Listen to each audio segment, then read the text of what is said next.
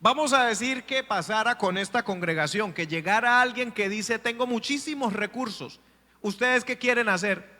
Y nosotros dijéramos: bueno, pues no sabemos qué queremos hacer. ¿Y cómo le gustaría un templo? Sí le gustaría un templo, pero no sabemos dónde, no sabemos cómo, no sabemos. Si uno está indeciso, entonces ¿qué pasa con esa persona? Se espanta, porque esa persona dice: a mí quién me garantiza que yo le dé eso y de verdad se haga lo que están diciendo que van a hacer. Entonces es muy importante que usted y yo sepamos qué es lo que queremos. Dios le pregunta a Salomón: ¿qué quieres que te dé? El versículo que leímos es en el primer libro de Reyes, capítulo 3, versículo 5. Dice: y se le apareció Jehová a Salomón en Gabaón una noche en sueños. Diga conmigo: en sueños. ¿Por qué se le apareció en Gabaón? En Gabaón era donde tenían la tienda, el tabernáculo, donde tenían los altares para los sacrificios. Entonces Salomón, cuando ya le correspondía a él ser rey, porque su padre había sido rey, en el momento que le corresponde a él, él se dirige a Gabaón para ofrecer sacrificios. ¿A cuánto le gustaría que se le apareciera a Dios? Como hay gente que dice: a mí me gustaría que se me apareciera ¿cómo es que dice la gente? El genio de la lámpara. Pero en este caso es algo más grande que un genio, porque el genio es para que le dé cosas, pero Dios es más allá de las cosas que me puede dar. Más allá de la sanidad que Él me puede dar, Él es el sanador. Más allá de que la gente va al brujo buscando el amor, pero yo le quiero mostrar a alguien que es el amor. Amén. Entonces, imagínese, usted quiere que se le aparezca a Dios y le pregunte: ¿qué quieres? En el caso de Salomón, Salomón había ofrecido ese día 1000 holocaustos. O sea, había hecho un sacrificio delante de Dios. Cuando él termina de hacer todos esos holocaustos, esos sacrificios, así como un día cansado, largo, donde yo he hecho muchas cosas para Dios, él se va a dormir. Y mientras está dormido, se le apareció Jehová en sueños. ¿Cuántos han tenido sueños bonitos en su vida? ¿Alguna vez que usted se ha dormido, usted se soñó algo maravilloso y usted al otro día se despierta y dice: ay, lástima que era un sueño? También hemos tenido otros sueños que le llamamos, ¿cómo es que se llaman eso? Pesadillas. Donde usted se despierta y usted dice: menos mal que era un sueño. Porque si hubiera sido la realidad, hubiese sido terrible. De hecho, hay pesadillas en las cuales usted experimenta dolores, olores, que lo están persiguiendo y usted corre y las piernas le pesan como si tuviera concreto. Entonces, en el caso de Salomón, no era simplemente un sueño. Diga conmigo: Jehová estaba ahí. O sea, es como que los sueños fueran una dimensión en la que Dios se puede meter. O sea, no es que usted diga: ay, no, en ese caso dice: Jehová estaba ahí. En el versículo 9, en ese mismo capítulo, dice qué fue lo que respondió Salomón cuando Dios le preguntó: ¿qué quieres? Versículo 9, primer libro de Reyes, capítulo 3, versículo 9. Dice: da pues a tu siervo, o sea, a mí Salomón, corazón entendido. Lo primero que dice es: dame un corazón para juzgar a tu pueblo. Escuche que no está diciendo para condenar a tu pueblo. Son dos cosas diferentes. Dice: para juzgar a tu pueblo y para discernir entre lo bueno y lo malo. Porque ¿quién podrá gobernar tu pueblo tan grande? Entonces Salomón pidió, según lo que estoy leyendo aquí en el verso 9, entendimiento, juicio y discernimiento. Entendimiento, juicio y discernimiento. De hecho, me llamó la atención que aquí en Colombia nosotros utilizamos una palabra que es juicioso. Yo no sabía que en todos los países no entienden eso. En muchos países eso, si usted le dice a alguien: sea juicioso, se quedan como: ¿a qué se refiere con sea juicioso? Es una expresión muy típica de nosotros los colombianos. Pero cuando decimos que alguien es juicioso o juiciosa, estamos diciendo que mantiene el juicio. Es cabal. Es una persona que no está loca, ¿sí? En cambio, una persona desjuiciada es que pierde el juicio rápidamente, o sea, no sabe distinguir entre lo bueno y lo malo. Como hace una cosa, hace la otra. Entonces él pide entendimiento, juicio y discernimiento. En el versículo 10 dice: y agradó delante del Señor que Salomón pidiese esto. Si Dios te pregunta ¿qué quieres que te dé? Y usted le responde a Dios lo que usted quiere, la pregunta es: ¿le agradará a Dios lo que usted le presente? ¿La propuesta suya? ¿O no le agradará a Dios? Y escuche una cosa: dos personas podrían presentarle a Dios la misma propuesta y a Dios no agradarle el uno y sí agradarle el otro. Es decir, Dios le pregunta a dos personas ¿qué quieres que te dé? Y los dos dicen dame una panadería. Y Dios se podría agradar del uno y desagradar del otro. Pero ¿por qué, hermano Samuel, si los dos están pidiendo una panadería? Porque Dios no solo mide lo que tú pides, Dios mide por qué lo pides, para qué lo pides y qué vas a hacer con eso si Él te lo entregara. Amén. ¿Cuántos alaban a Dios? Entonces a Dios le agradó y le dijo Dios: porque has demandado esto y no pediste para ti muchos días, ni pediste para ti riquezas, ni pediste la vida de tus enemigos, sino que demandaste para ti inteligencia para oír juicio. He aquí lo he hecho conforme a tus palabras. O sea, le voy a dar lo que usted me está pidiendo. He aquí que te he dado corazón sabio y entendido, tanto que no ha habido antes de ti otro como tú, ni después de ti se levantará otro como tú. ¿Cuántos quieren esa sabiduría?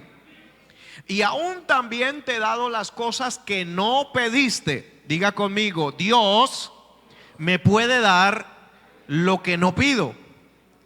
O sea, hay cosas que usted ha pedido y Dios no se las ha dado, y hay cosas que usted no ha pedido y Dios se las quiere dar. ¿Por qué será que Dios me va a dar algo que yo no he pedido? Porque Dios tiene un plan y un propósito y sabe lo que usted puede manejar y en qué usted le puede ser útil, aunque usted no se lo haya pedido. Amén. Entonces dice que no pediste riquezas y gloria, de tal manera que entre los reyes ninguno haya como tú en todos tus días. Y si anduvieres, versículo 14, en mis caminos, guardando mis estatutos y mis mandamientos, como anduvo David tu padre, yo alargaré tus días. Versículo 15, cuando Salomón despertó, todo eso pasó ¿cómo? Dormido. Dios le preguntó cuando Salomón estaba dormido, y Salomón le respondió dormido. ¿No le da miedito? Da miedito, ¿cierto? ¿Qué tal que usted responda algo que no debía responder? ¿Qué quieres que te dé? Y usted por allá dice, y luego se levanta: ¿y yo por qué dije eso? Dios mío. Aquí dice: cuando Salomón despertó, vio que era un sueño, lo que Dios le había preguntado y lo que él le había respondido.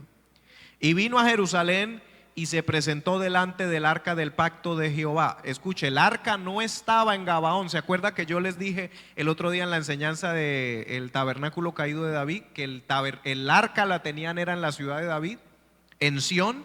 Entonces vino a Jerusalén y se presentó delante del arca del pacto de Jehová y sacrificó otra vez más holocaustos y ofreció sacrificios de paz, e hizo también banquete a todos sus siervos.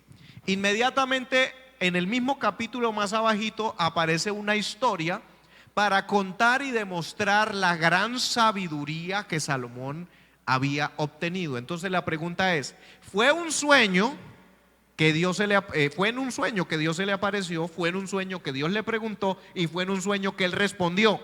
Pero no quiere decir que porque sucedió en un sueño no se manifestó lo que él vio en el sueño. Porque en efecto hasta el día de hoy, cuando alguien es demasiado sabio o que la gente considera que es demasiado entendido, ¿qué va a decir la gente? Uy, pero ¿cómo le llamamos? ¿Cómo le decimos? ¿Salomón o qué? Porque en efecto sí sucedió.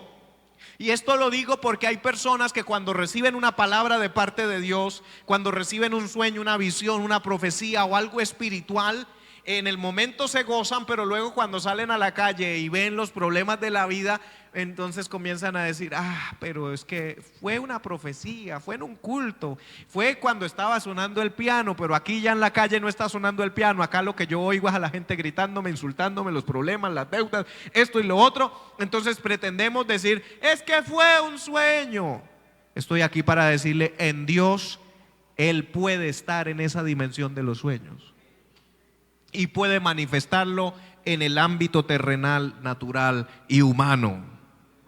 Gloria a Dios. Amén. Entonces, hay un suceso en el versículo 28 donde después de ese suceso dice, y todo Israel oyó aquel juicio que había dado el rey y temieron al rey porque vieron que había en él sabiduría de Dios para juzgar. Entonces la sabiduría que usted y yo necesitamos es la sabiduría de Dios. ¿Por qué la gente temió al rey y dijeron, uy, este tiene mucha sabiduría? Porque hay una historia de dos mujeres que tenían dos bebés, vivían en la misma casa, y una mientras dormía se acostó sobre el bebé se ahogó, se murió, y ella dijo, uy, ahora maté a mi hijo y voy a reemplazarlo. Ella agarró el bebé muerto, lo puso donde estaba la otra durmiendo y le sacó el bebé vivo y se lo cambió. Y al otro día las llevaron allá donde el rey, no, que esta dice que el bebé vivo es el mío y la otra dice que también y que el muerto no, que esto. Entonces el rey Salomón dijo, traigan una espada y vamos a partir el muchachito en dos y le damos un pedacito a cada una y ya contentas cada una con medio bebé. Y entonces una de las dos gritó, no, rey, no pasa nada, déselo a ella, pero no lo mate. Y él dijo, esa es la mamá, dele el bebé a ella. Porque ella no está buscando ganar, ella lo que está buscando es el bien del bebé. Y ahorita a usted le parece una cosa simple, sencilla, porque ya hemos escuchado la historia muchas veces, pero eso fue algo sin precedentes. La gente vio que había sabiduría de Dios en Salomón para juzgar. Gloria al nombre de Jesús. Pregunta, ¿qué es sabiduría? Porque esto es muy importante. Si vamos a hablar de la sabiduría, necesitamos saber qué es la sabiduría. Y en términos generales, en términos naturales, diríamos que es saber qué hacer con el conocimiento adquirido o disponible. Saber qué hacer con el conocimiento adquirido o que está disponible. Usted no conoce gente que sabe mucho, pero cuando llega el momento de la verdad usted ve que no aplica nada de lo que sabía. Usted dice, pero ese sabía tanto. ¿Por qué no?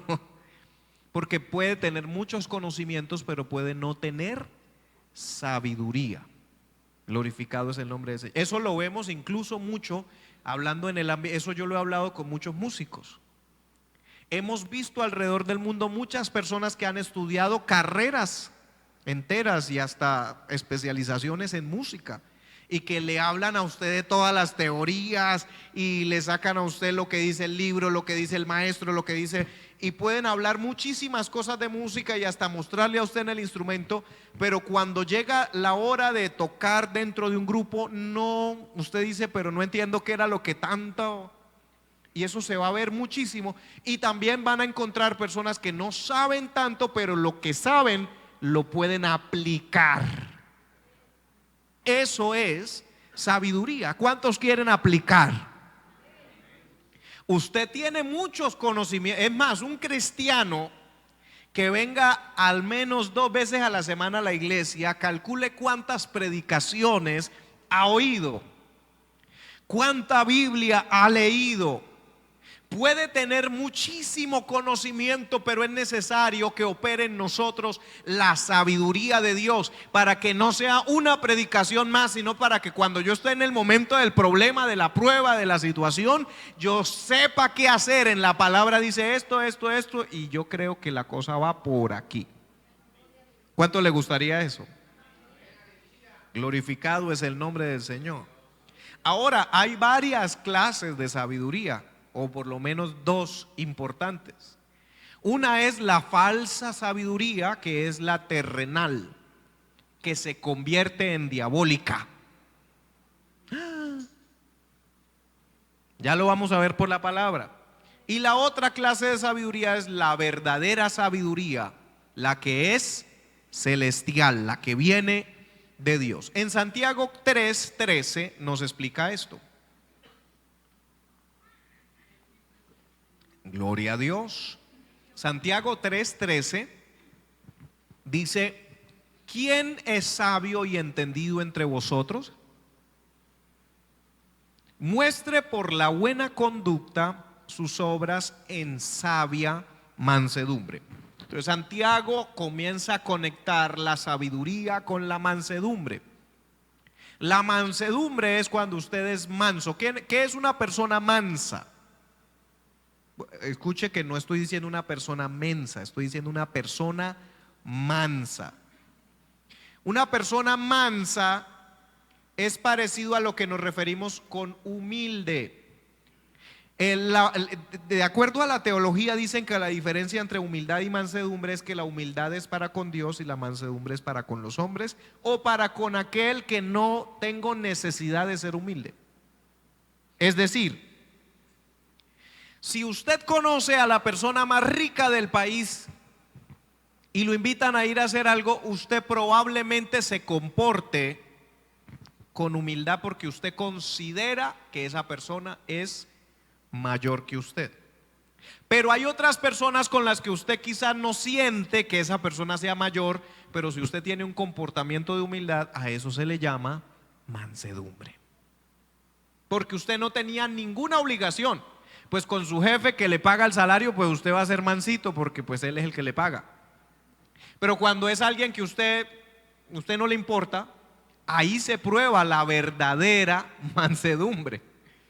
Sí, porque hay gente que es muy amable, pues con el que le toca, porque si no me pone mala calificación y pierdo el año. Amén. Entonces Santiago conecta la sabiduría con la mansedumbre. Él dice: buena conducta, muestre por la buena conducta sus obras en sabia mansedumbre. Pero si tenéis celos amargos y contención en vuestro corazón, no os jactéis ni mintáis contra la verdad, porque esta sabiduría no es la que desciende de lo alto. Entonces aquí ya está haciendo una comparación. Cuando hay sabiduría de lo alto, hay conducta de mansedumbre. Cuando hay sabiduría terrenal que no desciende de lo alto, hay celos, hay amargura, hay contención, hay jactancia y hay mentira. ¿Ya se está dando cuenta? Entonces cuando usted empieza a ver que usted conoce a esa gente que es tremenda, que eso las esquiva todas.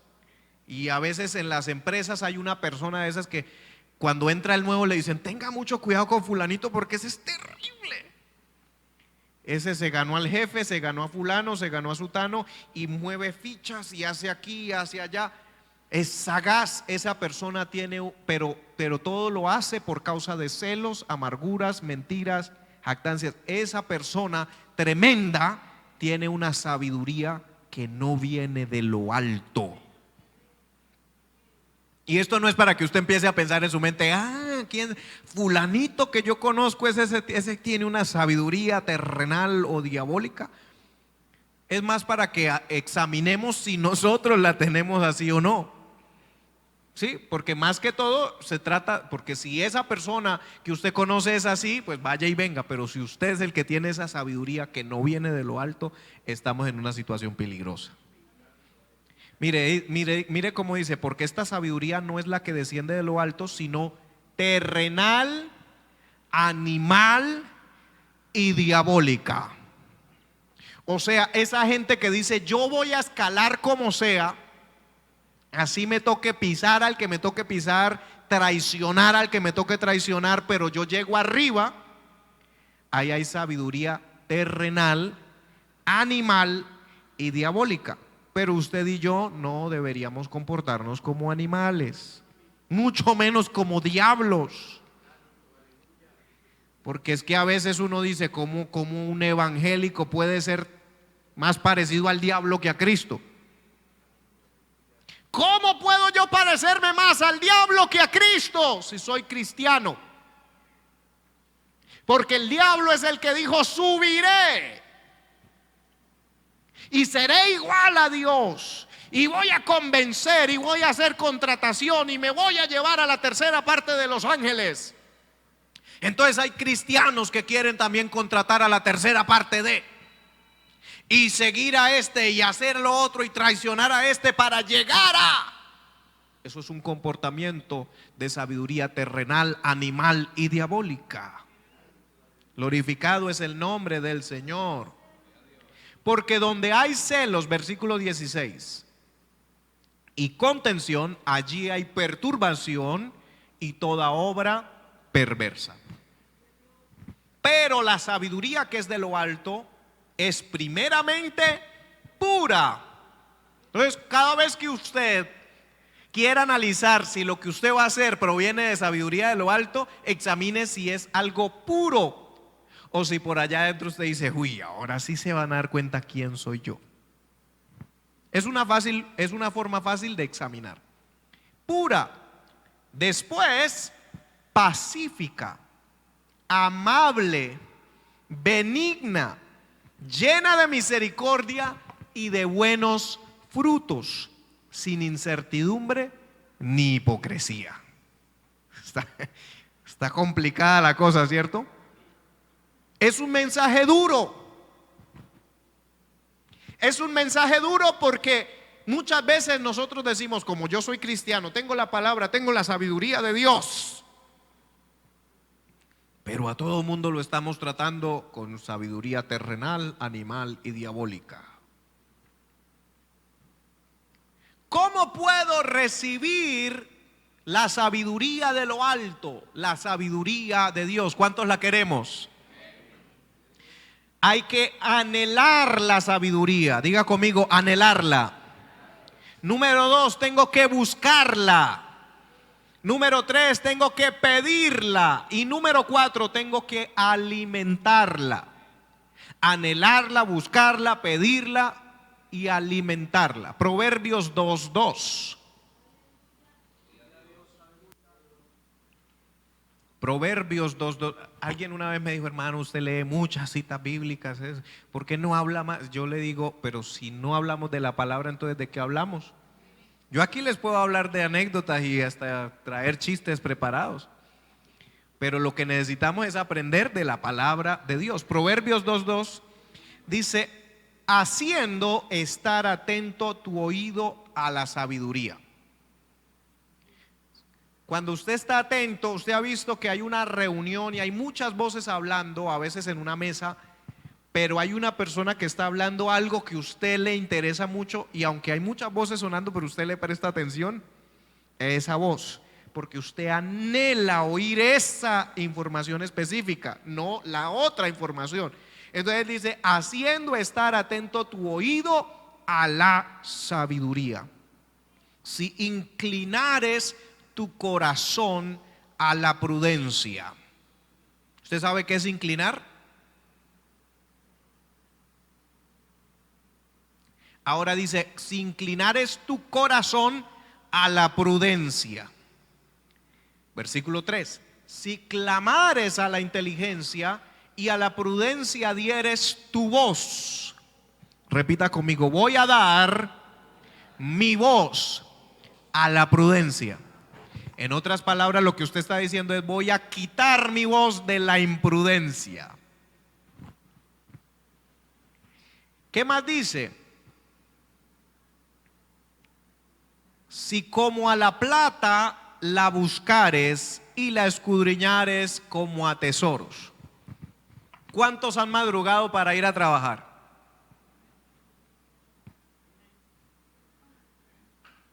¿Cuántos se han trasnochado por trabajar? ¿Cuántos han trabajado enfermos? ¿Cuántos han trabajado con dolor? ¿Cuántos han trabajado deprimidos? ¿Sí sabe por qué uno trabaja así? Porque uno no le duele buscar el sustento, el trabajo, el salario y no quiere que lo boten de la empresa o del trabajo o no quiere perder ese negocio. Pero mire cómo dice acá. ¿Cómo dice? Si como a la plata la buscares, ¿qué cosa? La sabiduría. Y la escudriñares como a tesoros. Así como usted se acuerda cuando uno era niño y le decían, a mí me contaron que en el patio de la otra casa hay un tesoro enterrado. Ay, ¿cuándo vamos a ir a jugar al patio de allá para ver si escarbamos y encontramos el tesoro que dijeron? Esa emoción que sentía usted de niño porque creía que había un tesoro, esa misma emoción debe haber en nosotros porque sabemos que hay un tesoro de sabiduría. Amén. Volvamos a Santiago 1. Santiago 1:5. Porque dijimos que había que anhelarla, buscarla, pedirla, alimentarla, ¿cierto?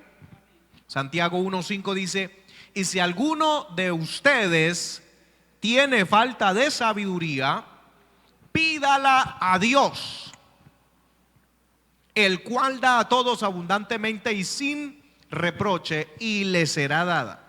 Pero pida con fe, no dudando nada, porque el que duda es semejante a la onda del mar, que es arrastrada por el viento y echada de una parte a otra. No piense pues quien pida así que recibirá cosa alguna del Señor. El hombre de doble ánimo es inconstante en todos sus caminos. Ahora bien, me llama la atención que hay cosas que no dice la Biblia que las pidamos. Por ejemplo, cierto que nosotros cuando nos están pasando cosas empezamos a decir, ay Señor, dame paciencia. Cuando usted está cocinando y preciso se le cae algo y se le rompe el huevito donde no era y se le riega por toda la... Ay Señor, dame paciencia. Y hay gente que le ha dicho a usted, no pida paciencia, porque entre más usted pide paciencia, más le dan procesos para que se forme la paciencia, ¿cierto? Pero en este caso la sabiduría sí dice, pídala. La sabiduría sí dice, pídala y se le dará sin reproche. O sea, Dios no va a decir, ay, ¿usted por qué está pidiendo sabiduría? ¿Acaso usted merece sabiduría? Dice, pídala, que se le dará sin reproche. Ahora vamos a Proverbios 1:1.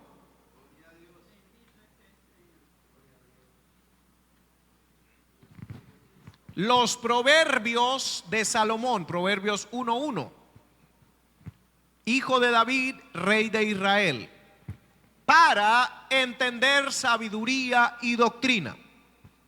Entonces, acuérdese que arriba dijimos anhelarla, buscarla, pedirla y alimentarla. ¿Cómo vamos a hacer para alimentar la sabiduría? Usted dice, hermano, yo considero que tengo sabiduría, pero la sabiduría hay que seguirla alimentando. Proverbios de Salomón, ¿para qué? Para entender sabiduría y doctrina. O sea que Salomón los escribió para que usted pudiera alimentarse, para conocer razones prudentes, para recibir el consejo de prudencia, justicia, juicio y equidad, para dar sagacidad a los simples. Si usted y yo queremos dejar de ser simples, y cuando la Biblia habla de un simple, está refiriéndose a alguien que hace las cosas sin importarle nada. No, pues gastémonos el salario, eso no importa, que mañana toca pagar el arriendo, eso no importa. Tomémonos hoy todo, que mañana miramos a ver qué hacemos y al otro día cómo está. Con dolor de cabeza, sin plata, sin dónde vivir porque lo van a botar de ahí, pero uno se vuelve una persona simple, donde no razona prudentemente. ¿Cuánto glorifican al Señor? Dice sagacidad a los simples y a los jóvenes inteligencia y cordura. ¿Por qué dice a los jóvenes? Porque los jóvenes se supone que son personas sin experiencia. Y hay gente que dice que es con los golpes de la vida que usted se va haciendo sabio. Pero más sabio es aquel que sin necesidad de golpearse aprende. Aprende por los golpes de los demás. Entonces hay gente que ve al drogadicto del barrio acabado, llevado, vuelto nada, y dice, yo no quiero llegar allá. Hay otros que dicen, pues vamos a probar a ver si me vuelvo así. Y van y prueban todo eso y se vuelven nada como el otro. Y luego que lucha para salir de ahí. Procesos, rehabilitación, ayuda de la familia, corra para aquí, corra para allá, porque decidió, voy a darme golpes para poder aprender. Pero aquí habla de jóvenes, inteligencia y cordura. Oirá el sabio y aumentará el saber. O sea, yo puedo ser sabio y aumentar en sabiduría. Porque hay gente que dice, no hermano, ya soy sabio, ya se acabó todo. No, se puede aumentar. Y el entendido adquirirá consejo para entender proverbio y declaración, palabras de sabios y sus dichos profundos. Versículo 7. El principio de la sabiduría es el temor de Jehová. Los insensatos, o digámoslo así, los necios, los simples, desprecian la sabiduría y la enseñanza. Entonces, todo este proceso de la sabiduría inicia por el temor a Jehová, el temor de Jehová. ¿Cuánto glorifican a Dios? Ahora bien, el origen de la sabiduría está en Dios. En Proverbios 2:6 dice, porque Jehová da la sabiduría. El origen está en Dios. Jehová da la sabiduría. ¿Cuántos están con Dios? Pero mire luego lo que dice, y de su boca, de la boca de Dios, viene el conocimiento y la inteligencia. Esto me llama mucho la atención porque si usted va a Juan 1:1, Evangelio de Juan 1:1, yo lo voy a leer en la versión Dios habla hoy, aunque usted en la versión 1960 de la Reina Valera lo va a ver también. Aquí dice, en el principio era el verbo era con Dios y el verbo era Dios. En la versión Dios habla hoy dice, en el principio ya existía la palabra. Y aquel que es la palabra estaba con Dios y era Dios. En él, o él estaba en el principio con Dios, versículo 2. Versículo 3. Por medio de él, Dios hizo todas las cosas. Nada de lo que existe fue hecho sin él. Entonces, ¿cómo hizo Dios las cosas? Dijo Dios, sea la luz, y fue la luz. De Dios viene la sabiduría y de su boca. ¿Esto por qué lo estoy conectando así? Para que usted entienda que cuando nosotros recibimos a Cristo, no solamente recibimos a Cristo. Cuando usted y yo recibimos a Cristo, recibimos la palabra de Dios, recibimos la vida, recibimos la sabiduría. Porque cuando rechazamos a Cristo, estamos rechazando la sabiduría. Cristo es el pan de vida. Cristo es la palabra. Cristo es la roca. Cristo es la sabiduría. Cristo es mi justicia. Cristo es mi paz. En Él somos. En Él nos movemos. Por Él fueron hechas todas las cosas. Y no solamente fueron hechas, en Él subsisten. Porque cuando el Padre dijo sea la luz, no solamente para que se creara, sino para que la luz sea, sigue existiendo por la palabra de su poder. Y Cristo es la palabra que sale de la boca del Padre. ¿Cuántos glorifican a Dios? Vamos a 1 Corintios 1:18.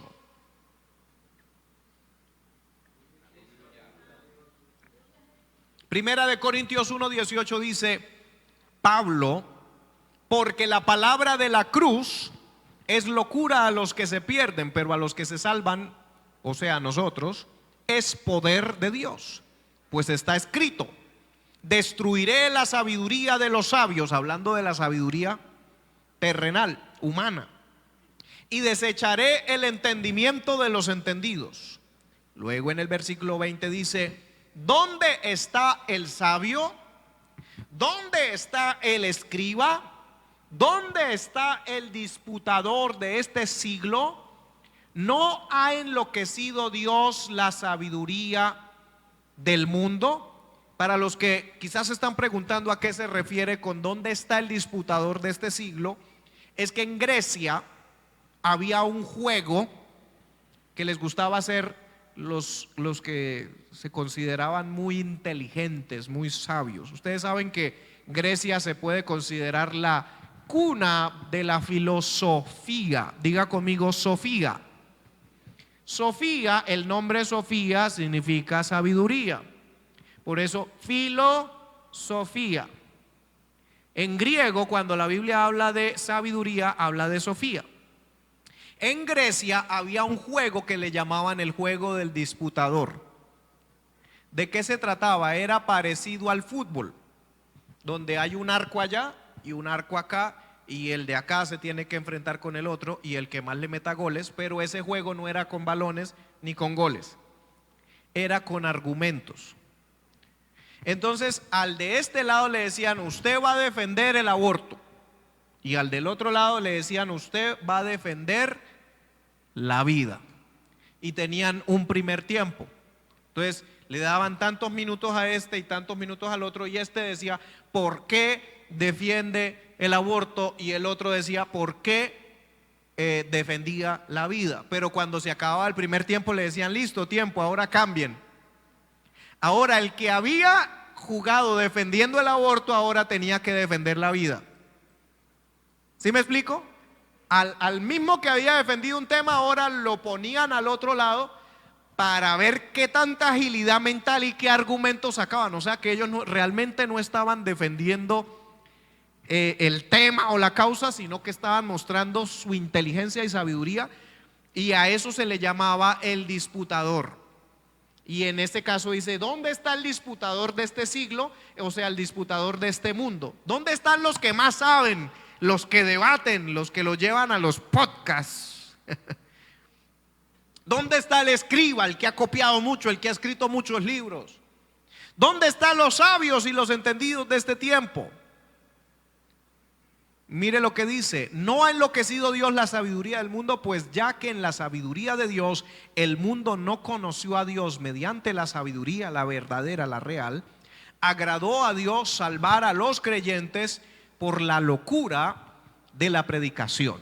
Vamos al versículo 22. Porque los judíos piden señales, los griegos buscan sabiduría terrenal. O sea, a los judíos les gusta los milagros, les gusta las sanidades, les gusta que llegó un profeta que hace esto.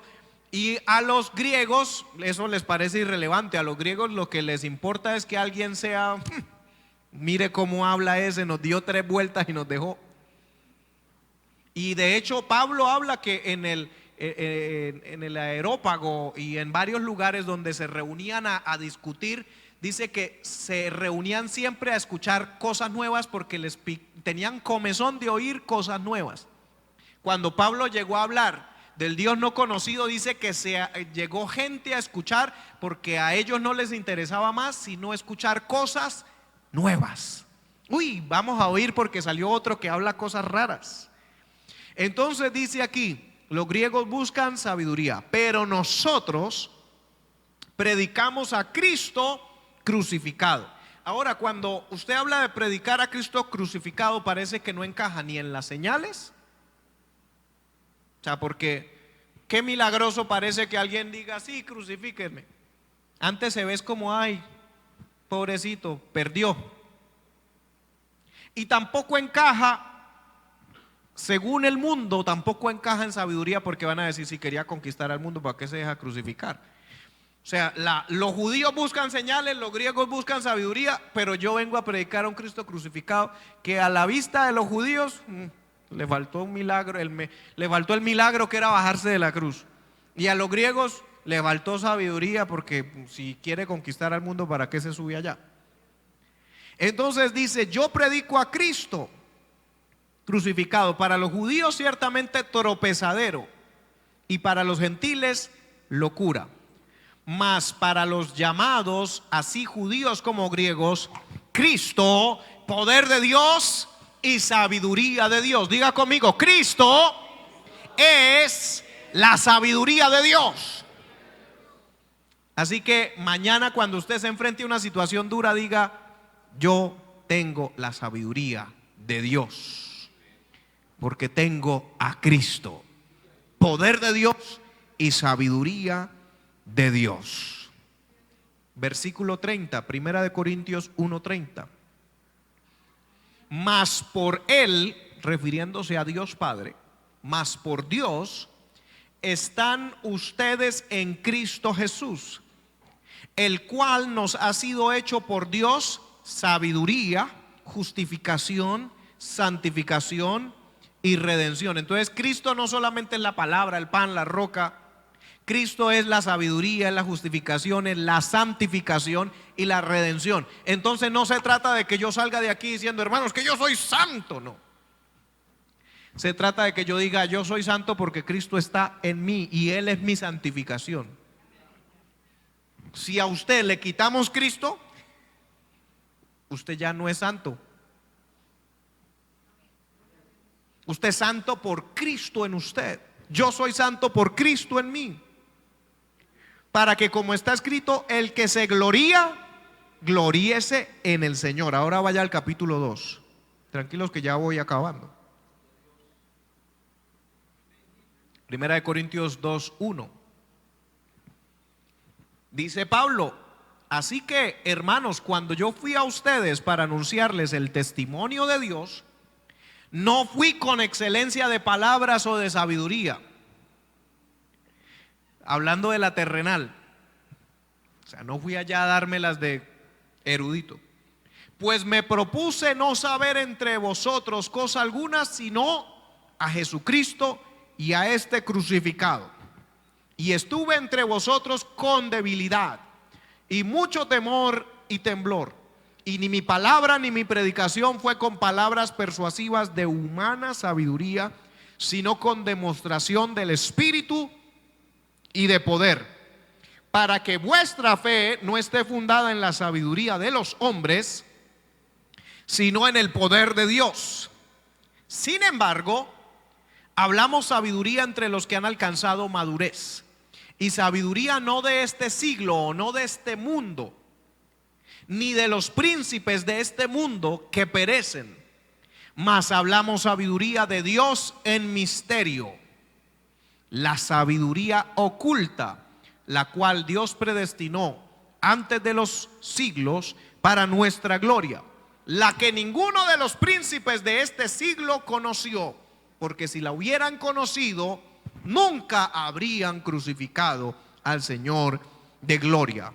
O sea, esos príncipes, esos escribas, esos disputadores, esos aparentes sabios de la humanidad no tuvieron realmente la sabiduría verdadera, porque si hubieran conocido la sabiduría verdadera, no habrían crucificado al Señor de la gloria. Entonces, ya concluyendo este mensaje, porque creo que hemos hablado muy claramente acerca de la sabiduría de Dios, la pregunta que quiero hacerle para retomar y para conectar con el título que había dado es: ¿qué quieres que yo te dé?, nos dice el Señor. Y la respuesta de nosotros debería ser: dame a Cristo.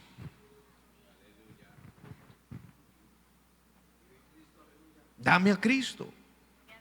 Porque imagínese que usted porque es cierto que después de que usted de pronto ve una película o una imagen muy desgarradora, muy fuerte, de pronto en un noticiero, de pronto usted se va a dormir y después en la noche tiene una pesadilla, un sueño, y ve eso de lo que vio en la televisión, se sueña con eso. Pero vamos a decir que usted salga de este servicio y por causa de la prédica que le dije que se le apareció Jehová a Salomón, entonces usted llegue a su casa y Dios le diga: ¿qué quieres que te dé? Usted diga: Señor, dame un negocio bueno. Señor, dame una Toyota ¿cómo es que es? TLX, TXL es. Ni me sé los nombres.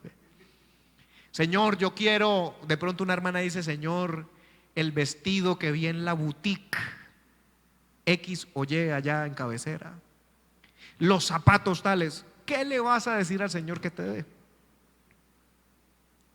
Si Dios te pregunta ¿qué quieres que te dé?, ¿qué le vas a pedir? Yo quiero más de Cristo. Yo quiero más de su palabra. Yo quiero más de su sabiduría. Yo quiero más comunión. Yo quiero experimentar cada día más a Cristo en mí. Que cuando yo vaya a tomar decisiones en mi trabajo, en mi empresa, no sea lo primero que se me viene a la cabeza lo carnal, sino que venga el dominio que es por el Espíritu de Dios, la sabiduría que es por Cristo en mí, la que se manifieste. Que la gente diga: oiga, qué tremendo, todos los demás habrían respondido esto, pero mire lo que respondió fulano de tal. Ese verdaderamente tiene la sabiduría. Vamos a estar en pie. Padre, gracias por esta noche. Gracias por cada uno de los que vino a este lugar. Quizás hay personas aquí que se van a tener que enfrentar a decisiones importantes en este tiempo. Quizás las decisiones más importantes de su vida. Pero en esta noche te queremos pedir, Señor,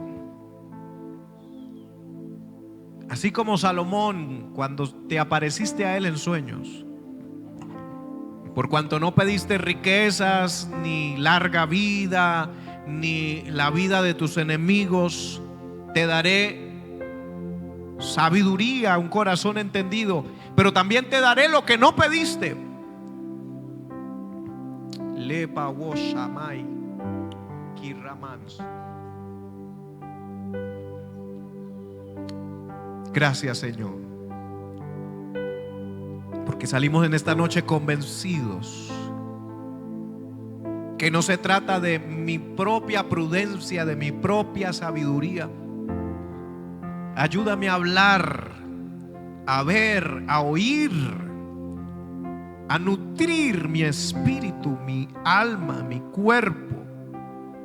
No con lo que el mundo presenta, no con lo que el mundo dice que es, sino con lo que tú dices que es. Lo que tú consideras correcto y no lo que el mundo considera correcto, porque tu palabra ya nos lo ha dicho, que a lo bueno llamarán malo y a lo malo llamarán bueno. Pero yo quiero saber qué es lo que tú ves bien, qué es lo que tú amas, qué es lo que tú quieres, cuál es tu voluntad, hacia dónde me quieres llevar, de dónde me quieres sacar. Dirígeme y guíame. No me dejes desviar ni a izquierda ni a derecha.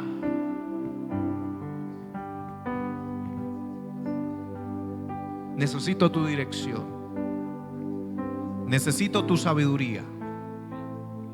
Ayúdanos a alimentarnos cada día con tu palabra. Porque tu palabra, oh Dios, es Cristo. Tu palabra, oh Dios, es la sabiduría. Yo quiero tener más de Cristo en mí. Yo quiero tener más sabiduría manifestada en mí. Cristo, te necesito.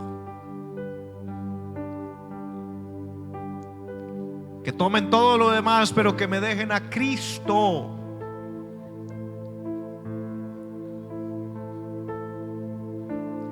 Aleluya. Señor, ¿de qué me vale ganar el mundo entero y perder mi alma? Señor, guárdame, líbrame del mal.